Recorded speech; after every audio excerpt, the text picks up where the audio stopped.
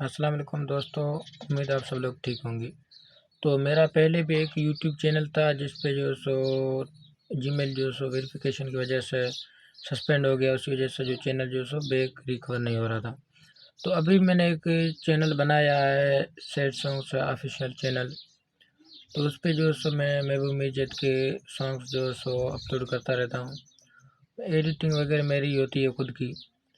और आप सब लोग जो सो मेरे भाई और दोस्त जो भी हैं, मैं जो भी वीडियो देखता है उसी पे जो सो प्यार दिखाए, वीडियो को काफ़ी शेयर भी करे, काफ़ी वॉच भी करे और लाइक शेयर लाजमी करना, क्योंकि हम जो सो छोटे क्रिएटर ही एक दूसरे की मदद करेंगे, ठीक है ना।